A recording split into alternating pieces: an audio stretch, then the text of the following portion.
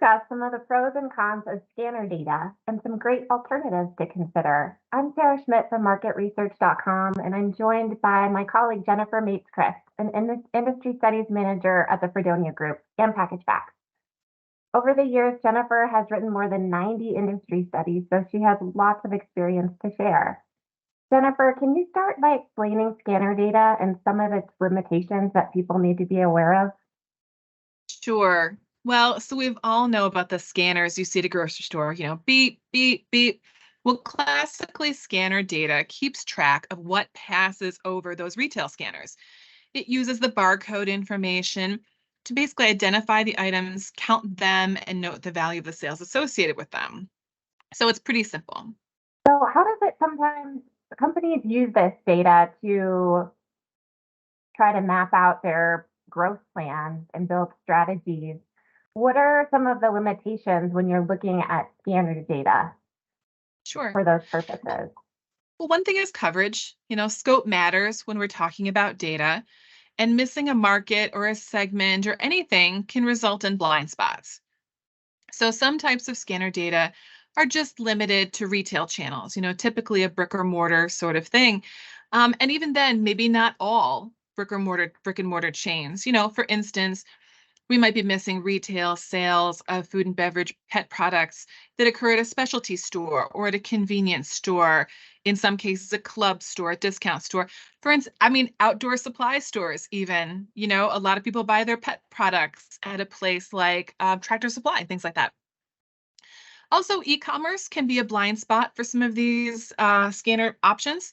And I'm not even just talking about, you're ordering to pick up from your grocery store on the curb, but I'm talking about e-tailer dedicated vendors like Amazon, Thrive Market, Chewy. Online sales via stores with brick and mortar outlets can also be a buy online and pick up. They can be a deliver to home. They can be then anything like that. But also there's direct to consumer sales. A lot of products start out being sold online and just being shipped straight to home. A startup brand, a startup product, something that's very specialized. So sticking to something that you're only going to see caught in a classic store-based sales data channel can create a blind spot. It can cause people to not see where some of these up and coming trends are happening. Next, I would also say that it's kind of a snapshot in time. You know, it tells you what's happening now, but customers really want to know what's happening next. What will the growth look like next year, next 5 years, beyond? Where are those opportunities going to be so they can have the right capacity in place, develop the right products to meet consumers' changing needs. And finally, I would say scanner data tells you a fairly simple what. Are people buying yogurt? Are people buying canned pet food?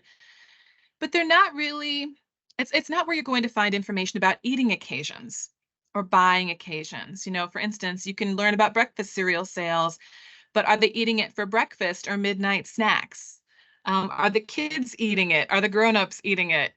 Is cheese a trend just for charcuterie boards? Are we using it for comfort food meal ingredients, lunchbox snacks? How are people eating it? The What whole about picture. food gifting? Is chocolate still king or is something else coming into place? Uh, So, how does package facts help fill that need for more forward-looking insights that really paints the whole picture? Yeah. So I would say for us, Skinner data, it's fine. It's a good starting point. Yeah. But for us, it's just that. It's just a starting point. We have our own in-house proprietary consumer insight surveys where we're asking about the whys, the whats, the whens. Plus, we have our database of decades worth of industry knowledge and collected information from both Packaged Facts and our sister brand, Fredonia Group, to really analyze across these options and see what's happening next. And we know that companies are always looking for growth opportunities. How can package facts help organizations understand where to go next? Sure.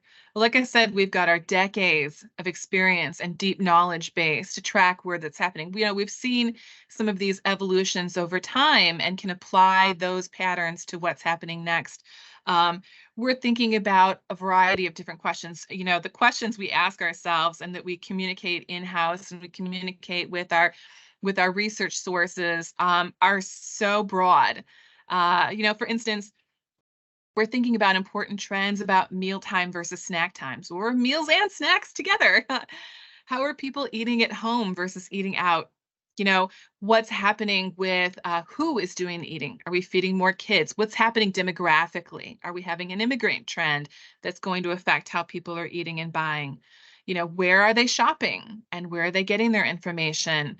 How are people thinking about indulgence versus health versus price versus sustainability and more? All of those are questions that we ask for every industry that we cover, and we present those to help highlight where the opportunities are. What sort of products, what sort of marketing opportunities or channels might there be? And speaking on that, I would add that sustainability is always a key issue. We talk about these things all the time. We've done webinars on these sustainability issues. And really, it comes down to this is a cross-disciplinary concept, Right. right? So, for instance, we're thinking about it on the pet side, on the food and beverage side, but we're also working with our colleagues on Fredonia's packaging side to see how packaging trends affect how food is sold and shipped, and we share how what food is being consumed and how people are consuming it and what impact that will have on packaging needs. So there's that next level interdisciplinary sharing that we can provide because of what we're doing in other parts of our company. That's so interesting. Thank you so much.